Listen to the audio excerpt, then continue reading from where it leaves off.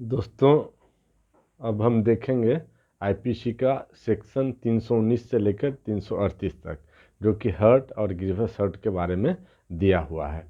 और हर्ट का डिफिनीशन भी दिया हुआ है सेक्शन 319 में, और ग्रीवस हर्ट का डिफिनीशन भी दिया हुआ है सेक्शन 320 में।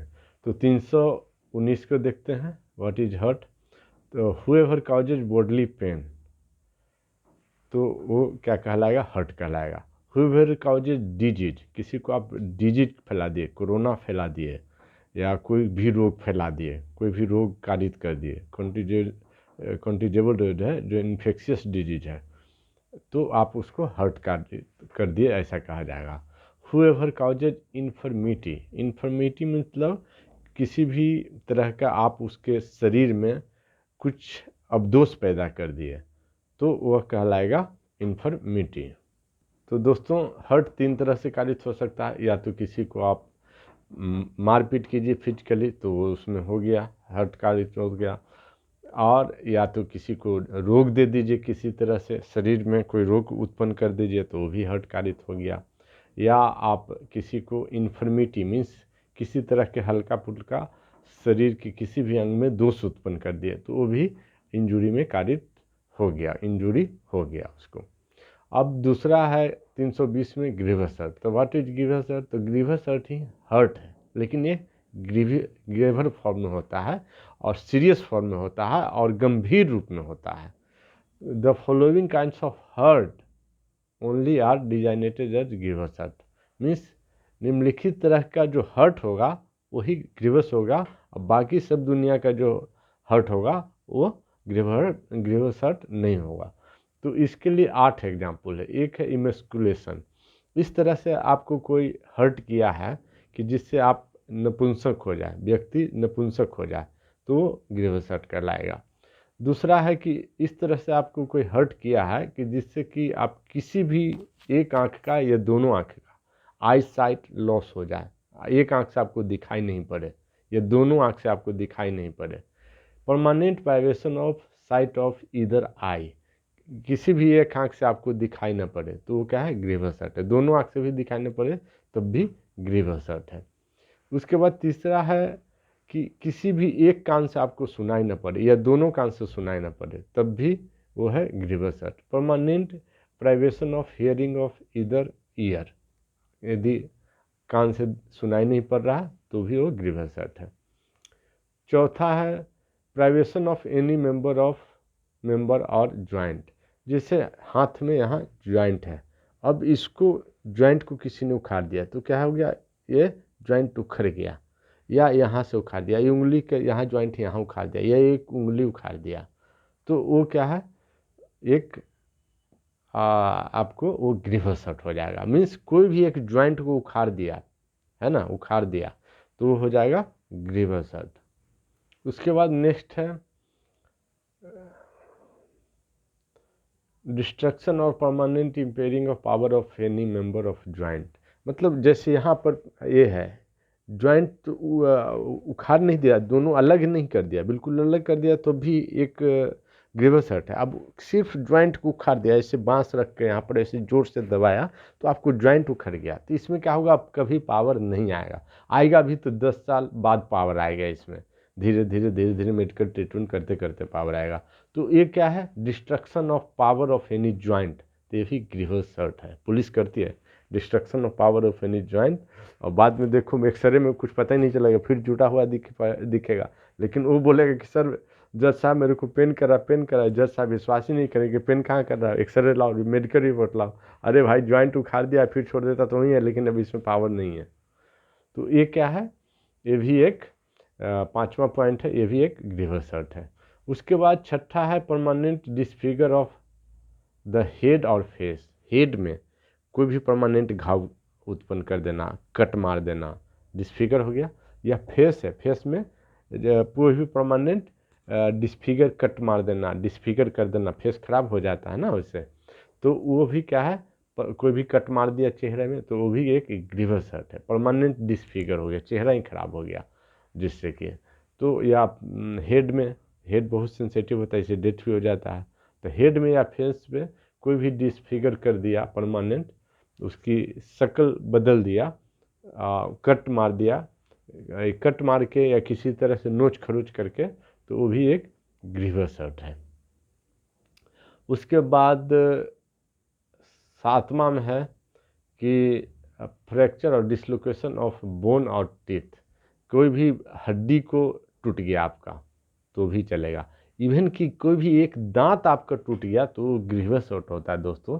और फाइटिंग में, लड़ाई में दांत टूट जाता है तो वो ग्रीवस हर्ट है, हर्ट नहीं है, वो क्या है, ग्रीवस हर्ट है। तो दोस्तों हर्ट है उसका पनिशमेंट मात्र 1 साल है, लेकिन ग्रीवस हर्ट है उसका पनिशमेंट 7 साल है। तो एक दांत भी आपका टूट गया तो ग्रीवस हर्ट, उसका पनिशमेंट 7 साल है, 1 साल नहीं है, 7 साल है। हर्ट और ग्रीवस हर्ट दोनों का पनिशमेंट अलग अलग है, हर्ट का 1 साल और ग्रीवस हर्ट का 7 ईयर पनिशमेंट है।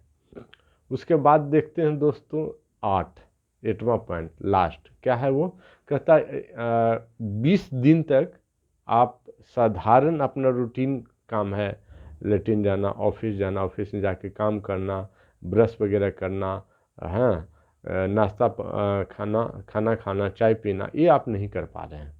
इसी में से कोई भी एक नहीं कर पा रहे हैं। नॉर्मल वर्क आप नहीं कर पा रहे हैं, ऑफिस का ड्यूटी भी नहीं कर पा रहे हैं, तो भी नॉर्मल वर्क आप नहीं परफॉर्म कर रहे हैं। और इतने क्यों, क्योंकि आपको शारीरिक पेन है, और वो कितना दिन तक है, 20 डेज, 20 दिन तक है, तो आपको माना जाएगा कि ग्रीवस हर्ट हुआ है। कहता है एनी हर्ट विच इंडेंजर लाइफ, जो कि लाइफ ही खतरे में आ जाए तो भी वो ग्रीवस हर्ट कहलाता है। और which causes the suffer to B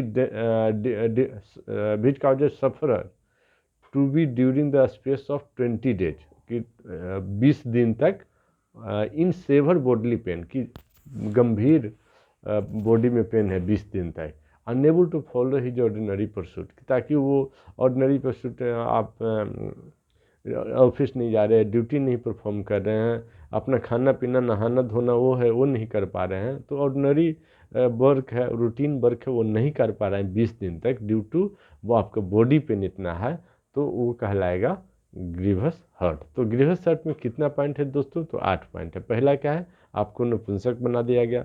दूसरा क्या है, आपको एक आंख का कम से कम आई साइट, दृष्टि, एक आंख से अंधा बना दिया गया। तीसरा पॉइंट क्या है, एक कान से आपको सुनाई नहीं देता है।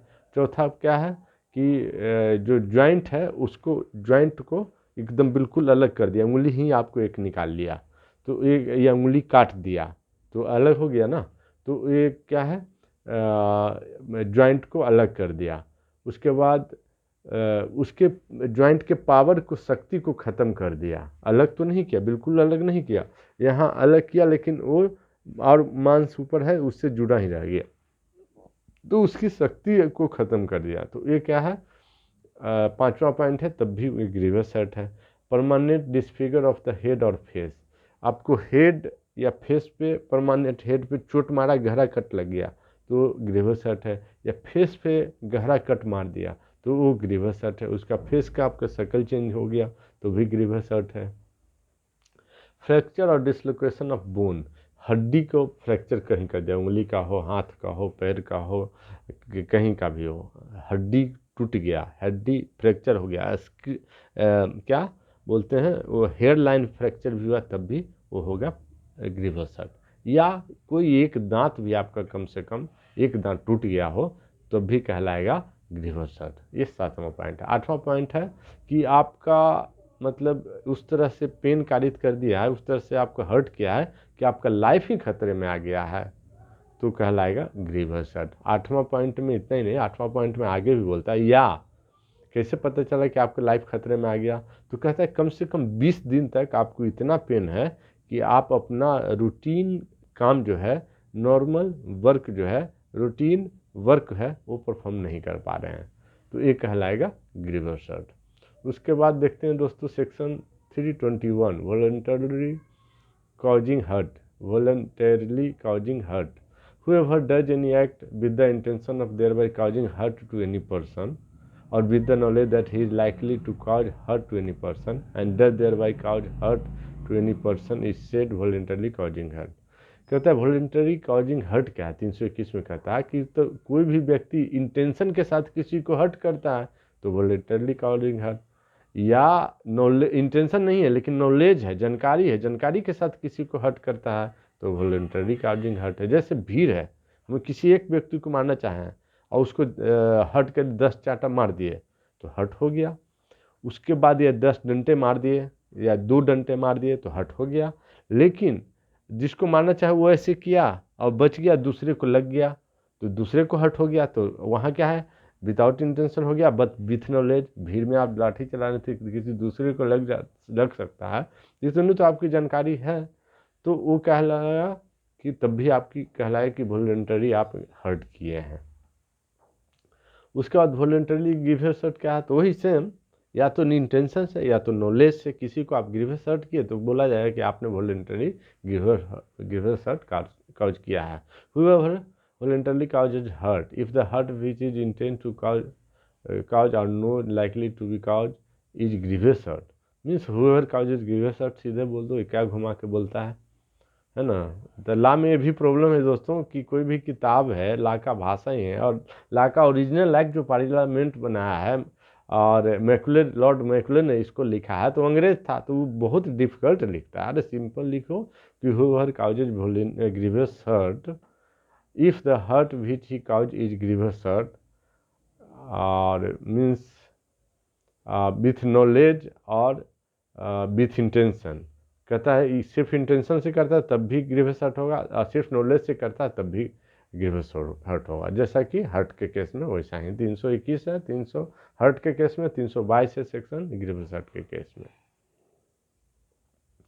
अब एक्सप्लेनेशन देता है दोस्तों कि एक पर्सन है is not said voluntarily to cause grievous hurt, वो ऐसा नहीं कहा जाएगा कि ग्रीवियस हर्ट किया है, मीन्स ऐसा नहीं है।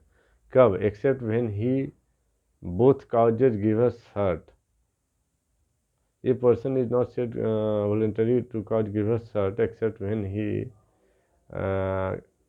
has causes grievous hurt and intends or knowledge himself to be likely to cause grievous hurt, but he is said voluntarily to cause grievous hurt if intending or knowing himself to be likely to cause grievous hurt of one kind, he actually causes grievous hurt of another kind।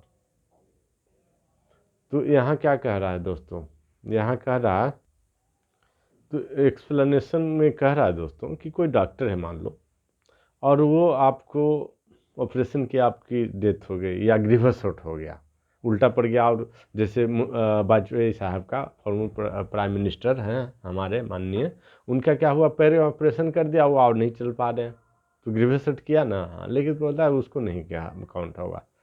बोले क्यों, बोला कि क्या intention है, bad intention में हमेशा bad intention लीजिएगा दोस्तों, हमेशा बैड इंटेंशन। तो ये बैड इंटेंशन है क्या, नहीं। नॉलेज है क्या कि करने से इसका और ख़राब हो जाएगा, ये भी नहीं। नॉलेज तो ये है कि करने से इसको ठीक होगा, तो बैड इंटेंशन नहीं है और नॉलेज भी नहीं है, तो वहाँ नहीं चलेगा। तो वहाँ क्या है कि ये न हर्ट में काज होगा, न ग्रीवियस हर्ट में काज होगा, न इंटेंशन है न नॉलेज है, तो नहीं चलेगा। लेकिन कहता है कि आप वॉलंटरली हर्ट या ग्रीवियस हर्ट किसी को काज कर रहे हैं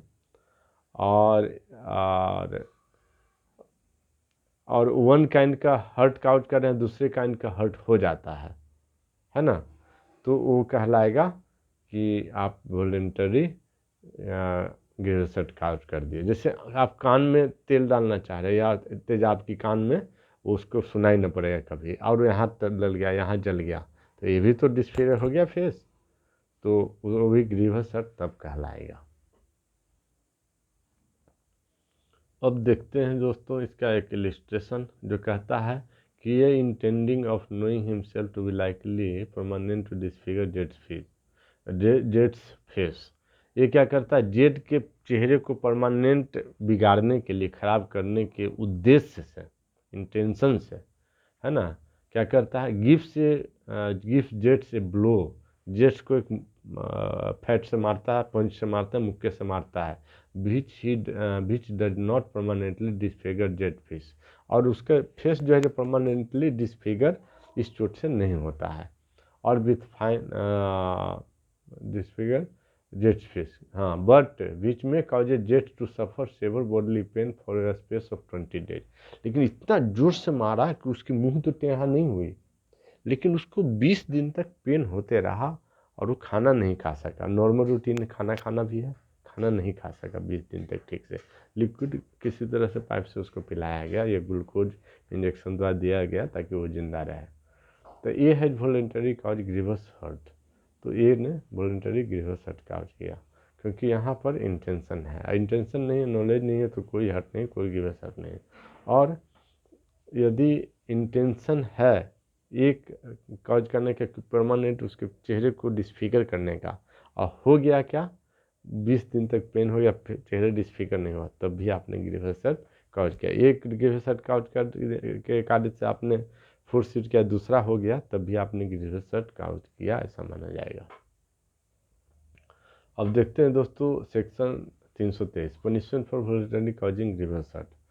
तो इसमें है कि 1 ईयर है, sorry, punishment for voluntary causing hurt है 323 में। तो 323 प्रत्येक FIR में तो 323 तो लगा ही देता, आप देखते हैं। तो उसका सज़ा मात्र 1 साल है, बेलेबल है, और उसको कॉग्निजेबल भी नहीं है, नॉन कॉग्निजेबल है, मतलब FIR नहीं करता, NCR रिपोर्ट भेज सकता है। और बीच में एक्सटेंड टू 1000 फाइन है, या फाइन दे के छोड़ सकता है 1000 रुपया, या बोथ है। उसके बाद 324 में चले voluntary causing hurt by dangerous weapon, है ना। तो उसमें डेंजरस वेपन से कोई किया है, whoever voluntary cause hurt by means of any instrument for shooting, stabbing और कटिंग, मतलब शूटिंग बंदूक से, तलवार से, लाठी से नहीं, फरसा से। लाठी डेंजरस वेपन में नहीं आता है, फलसा से लोहे के रड डेंजरस वेपन में आ जाएगा। और any instrument which use the weapon of offence is likely to cause death, जिससे कि डेथ भी हो सकता है। बाय मीन्स ऑफ फायर और एनी हीटेड सब्सटेंस, मतलब हीटेड, जैसे आग लगा हुआ, लाठी में आग लगा हुआ, उसी लाठी से मारा तो उससे डेथ भी हो सकता है। और bye means of any poison or corrosive substance, by means of any explosive substance, by means of any substance which is deleterious to the human body, harmful to the human body है। to inhale poisonous gas आ रहा है, to swallow, या जिसको खाना भी मुश्किल है, to receive into the blood, जिसको ब्लड में चला जाएगा तो आदमी का डेथ हो सकता है। by means of any animal, और by means of any animal, किसी कुत्ता से आपको कुछ हर्ट करवा दिया तो वो ग्रीवस हर्ट कराएगा। Shall be punished with imprisonment of either description for a term which may extend to 3 years. यदि voluntary causing hurt by dangerous weapon तो उसका 3 साल पनिशमेंट है, हर्ट का 1 साल, हर्ट बाय डेंजरस वेपन तो 3 साल। और punishment for causing voluntary grievous hurt क्या है पनिशमेंट, तो उसका पनिशमेंट है 7 ईयर्स। ग्रीवस हर्ट का पनिशमेंट है 7 ईयर, जो कि कहाँ दिया हुआ, तो सेक्शन 325 में दिया हुआ है कि ग्रीवस हर्ट का पनिशमेंट है 7 year, shall also be liable to fine. उसके बाद कहता है section 326 voluntary causing grievous hurt by dangerous weapon. यदि डेंजरस वेपन से आपने वॉलंटरी ग्रीवस हर्ट कॉज किया है तो उसका पनिशमेंट इम्प्रिजमेंट फॉर लाइफ है, और इम्प्रिजमेंट फॉर इधर डिस्क्रिप्शन फॉर ए टर्म बीच में एक्सटेंड टू 10 ईयर्स है। 7 साल से बढ़ करके आपको 10 साल हो जाएगा, इम्प्रिजमेंट टू फॉर लाइफ भी हो सकता है, एंड प्लस फाइन होगा। 326A voluntary causing hurt by use of acid. अब इसको बाद में जोड़ा गया है। अब एसिड किसी के ऊपर आप मुंह पे, चेहरे पे फेंक दिया, शरीर पे फेंक दिया, बेचारा का शरीर जल जाता है, तो उसमें क्या है 10 ईयर्स का उसमें भी सज़ा प्रावधान है, और बीच में एक्सटेंड टू लाइफ इम्प्रिजमेंट में। तो ये बोल सकते हैं कि लाइफ इम्प्रिजमेंट का प्रावधान है प्लस फाइन। एसिड अटैक करिए तो लाइफ इम्प्रिजमेंट है एसिड अटैक में, provided that such fine shall be just and reasonable to meet the medical expenses of the treatment of victim. और वो विक्टिम को जाएगा मेडिकल जांच कराने के लिए, जो फाइन लगेगा वो। Provided further that any fine impose under this section shall be paid to the victim. कोई भी ये होगा फाइन होगा वो विक्टिम को दिया जाएगा। तो एसिड अटैक का कितना है, तो 10 साल और लाइफ इम्प्रिजमेंट है और 10 साल की सज़ा है। Shall not be less than 10 years, 10 साल से कम नहीं होगा एसिड अटैक में, और मैक्सिमम कितना होगा, लाइफ इम्प्रिजमेंट होगा।